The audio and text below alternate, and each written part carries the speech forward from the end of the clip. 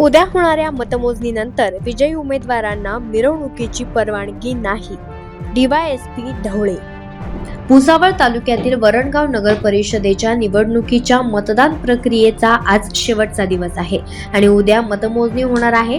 निकालानंतर कोणत्याही उमेदवाराला मिरवणुकीची परवानगी नाही अशी माहिती डीवायएसपी ढवळे यांनी दिली आहे. उद्या वरणगाव नगर परिषदेच्या मतमोजणीच्या ठिकाणी आणि वरणगावमध्ये 10 अतिरिक्त पोलीस बंदोबस्त आणि 40 होमगार्डचा बंदोबस्त ठेवण्यात आला आहे. निकालानंतर कोणताही अनुचित प्रकार घडू नये यासाठी चोख पोलीस बंदोबस्त ठेवण्यात आलेला आहे. निकालानंतर कोणत्याही विजयी उमेदवाराला मिरवणुकीची अथवा वाद्य वाजवण्याची परवानगी नसल्याची माहिती डीवायएसपी ढवळे यांनी दिली आहे. उद्या वरणगावमध्ये मतमोजणी आहे. एकदम कडेकोट बंदोबस्त करण्यात आलेला आहे.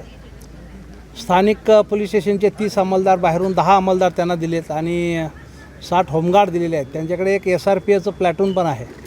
त्याचप्रमाणे आमच्याकडे एक RCP आहे आणि ती देखील उद्या मी बंदोबस्त आम्ही इथे घेऊन येणार आहे.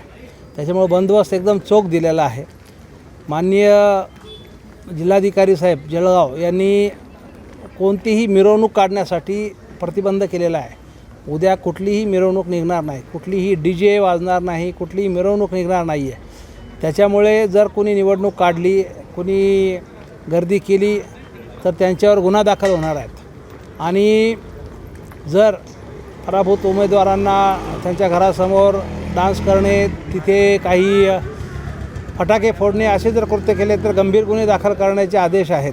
त्याच्यामुळे अतिशय कठोर आम्ही कारवाई करणार आहोत. तर माझी विजयी उमेदवार त्याचप्रमाणे नागरिकांना पण एक विनंती आहे की जरी आपण विजयी झाले असलात तरी त्याचा अनुमाद होऊ देऊ नका.